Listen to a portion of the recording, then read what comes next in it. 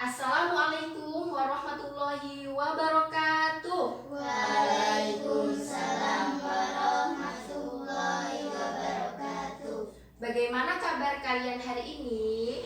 Alhamdulillah, luar biasa.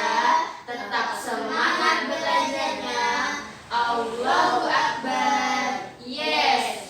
Alhamdulillah, hari ini kita akan belajar tentang akidah akhlak, pelajaran akidah akhlak. Sebelum kita mulai pelajaran, Ibu absen dulu. Yang pertama Mbak Ais Hadir.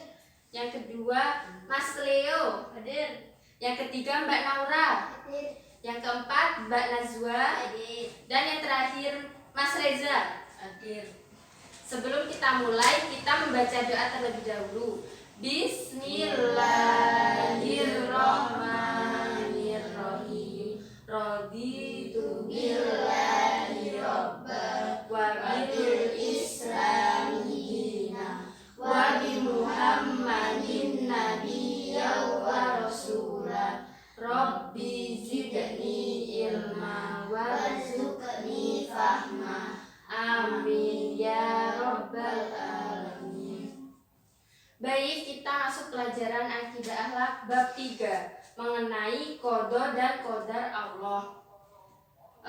Di sini kalian masih ingat qada dan qadar itu termasuk rukun iman yang ke-6.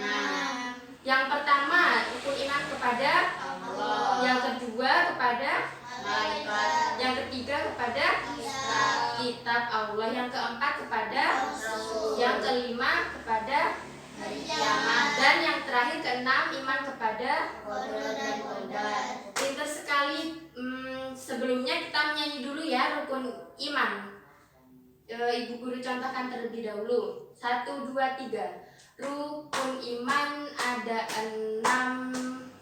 1 kepada Allah, 2 kepada malaikat, 3 kepada kitab Rasul, keempat kelima hari kiamat, keenam qada dan qadar Rasul, keempat kelima hari kiamat, keenam qada dan qadar. Bisa? Ayo nyanyi bareng-bareng. 1, 2, 3. Rukun iman ada 6. 1 kepada Allah, 2 kepada malaikat, 3 kepada kitab, 4 Rasul, keempat kelima hari kiamat, keenam qada dan qadar Rasul, keempat kelima hari kiamat, keenam qada dan qadar. Baik, tepuk tangan. Selanjutnya kita akan belajar tentang qada dan qadar, pengertian dan perbedaan qada dan qadar. Pengertian dan perbedaan qada dan qadar Allah. Secara bahasa, qada itu berarti hukum, ketetapan, perintah, dan kehendak. Sedangkan qadar secara bahasa adalah kepastian, kuasa, nasib, dan ukuran. Menurut istilah qada berarti iradah Allah Subhanahu wa taala pada azali tentang segala sesuatu yang ada di bumi ini dengan segala keadaannya. Misalnya, apakah kita kelak menjadi orang alim atau berpengetahuan itu merupakan qada. Sedangkan qadar menurut istilah yaitu penciptaan sesuatu oleh Allah Subhanahu wa taala sesuai dengan ukuran dan keadaan tertentu yang menjadi iradah Allah Subhanahu wa taala, seperti penciptaan ilmu di dalam diri kita setelah hadir di dunia sesuai dengan keadaannya pada azali. Sebagai orang yang beriman, kita itu wajib untuk mempercayai dengan keimanan kita yang paling tinggi tentang adanya qada dan qadar. Sebab beriman kepada qada dan qadar itu merupakan rukun iman yang ke-6.